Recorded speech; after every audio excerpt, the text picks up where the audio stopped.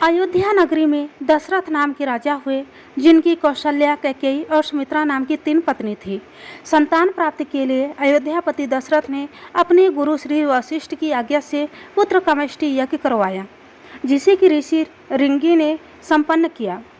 भक्तिपूर्ण अयोध्या पाकर अग्निदेव प्रसन्न हुए और उन्होंने स्वयं प्रकट होकर राजा दशरथ को खीर दिया, जिसे कि उन्होंने अपनी तीनों पत्नियों में बांट दिया। खीर के सेवन के परिणाम स्वरूप कौशल्या के गर्भ से राम का, कैकेयी के गर्भ से भरत का तथा सुमित्रा के गर्भ से लक्ष्मण और शत्रुघ्न का जन्म हुआ। राजकुमारों के बड़े होने पर आश्रम की राक्षसों से रक्षा हेतु ऋषि विश्वामित्र राजा दशरथ से राम और लक्ष्मण को मांगकर अपने साथ ले गए।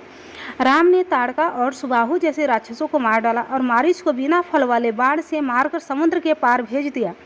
उधर लक्ष्मण ने राक्षसों की सारी सेना का संहार कर डाला। धनुष यज्ञ हेतु राजा जनक के निमंत्रण मिलने पर विश्वामित्र श्री राम और लक्ष्मण जी के साथ उनकी नगरी मिथिला आ गए। रास्ते में प्रभु श्री राम ने गौतम मुनि की स्त्री अहिल्या का उद्धार किया। मिथिला में आकर जब प्रभु श्री राम शिव धनुष को देखकर उठाने का प्रयत्न करने लगते हैं, तब वह बीच से टूट गया और जनक प्रतिज्ञानुसार सीता माता का विवाह प्रभु श्री राम के साथ किया गया। राम और सीता के विवाह के साथ ही गुरु वशिष्ठ ने भरत का मांडवी से, लक्ष्मण का उर्मिला से और शत्रुघ्न का श्रुतकीर्ति से विवाह करवा दिया। राम के विवाह के कुछ समय पश्चात राजा दशरथ ने राम का राज्याभिषेक करना चाहा। तब मंथरा, जो कैकेयी की दासी थी, उसने कैकेयी की बुद्धि को फेर दिया। मंथरा की सलाह से कैकेयी को भवन में चली गई।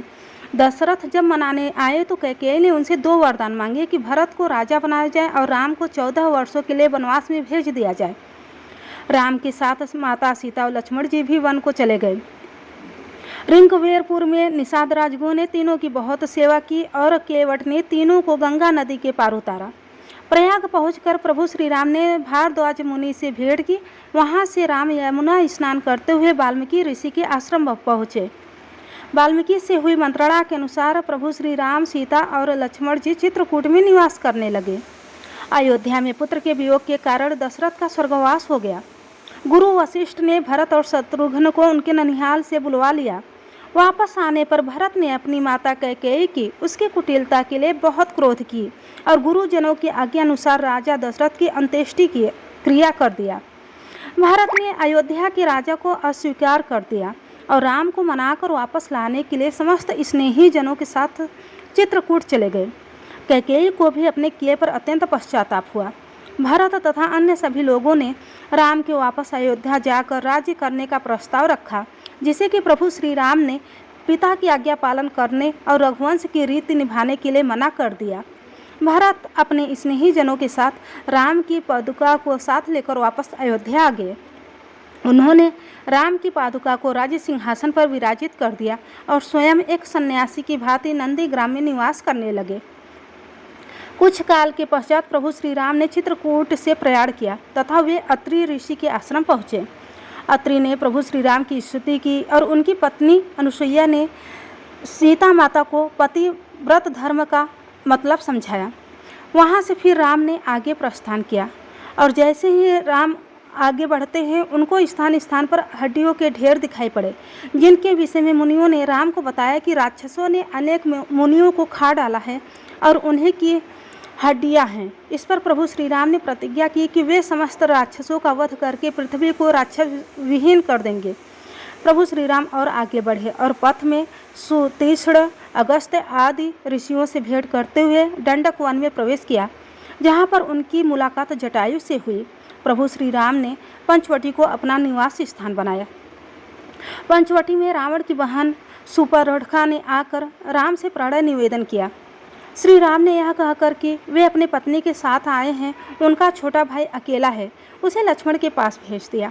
लक्ष्मण ने उसके प्रणय निवेदन को अस्वीकार करते हुए शत्रु की बहन जानकर उसके नाक और कान काट लिए। सुपर्णखा ने खरदूषण से सहायता मांगी और अपने भाई रावण से आकर शिकायत की। रावण ने बदला लेने के लिए मारीच को स्वर्ण मृग बनाकर भेजा, जिसकी छाल की मांग सीता ने प्रभु श्री राम से की। लक्ष्मण को सीता की रक्षा की आज्ञा देकर प्रभु श्री राम स्वर्ण मृग रूपी मारीच को मारने के लिए उसके पीछे चले जाते हैं।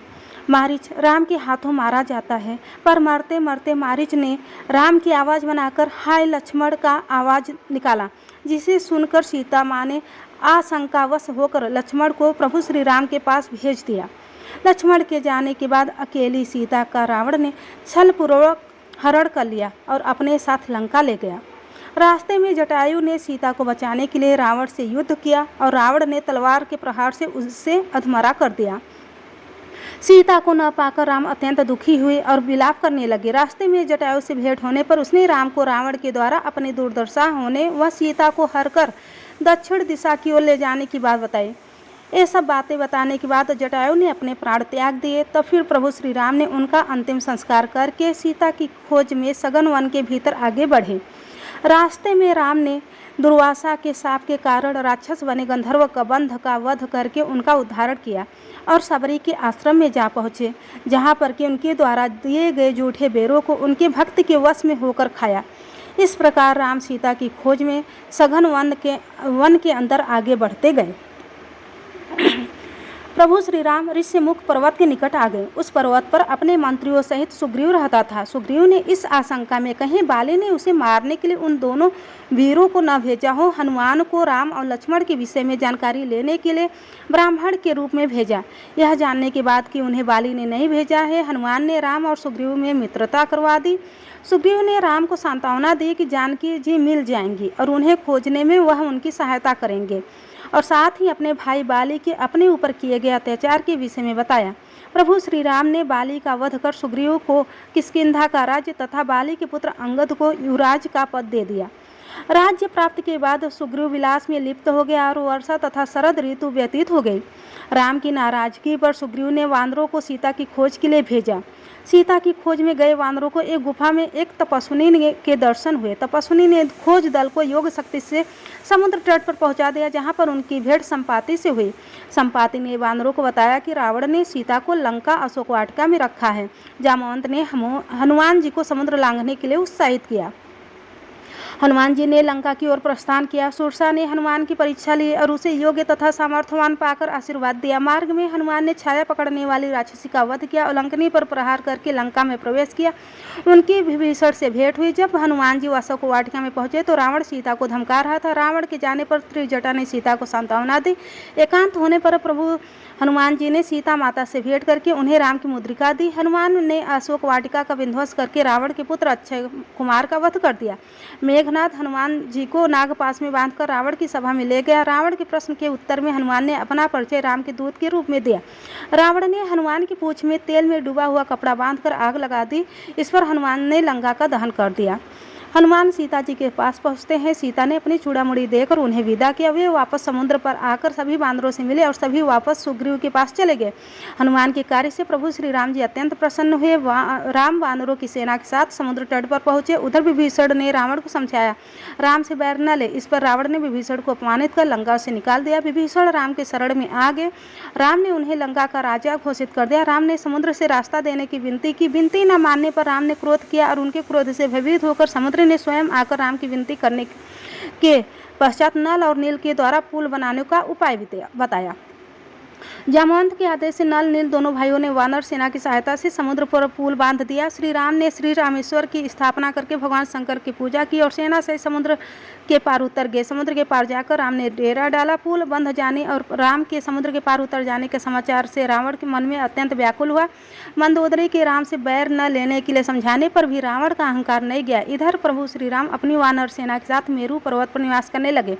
अंगद राम के दूत बनकर लंका में रावण के पास गया और उसे राम की शरण में आने का संदेश दिया, किंतु रावण ने नहीं माना। शांति के सारे प्रयास असफल हो जाने पर युद्ध आरंभ हो गया। लक्ष्मण और मेघनाथ के मध्य घोर युद्ध हुआ। शक्ति बाढ़ के वार से लक्ष्मण मूर्छित हो गए। उनके उपचार के लिए हनुमान सुषेण वैद्य को ले आए और संजीवनी लाने के लिए चले गए। गुप्तचर से समाचार मिलने पर रावण ने हनुमान के कार्य में बाधा के लिए कालनेपी को भेजा, जिसका हनुमान ने वध कर दिया।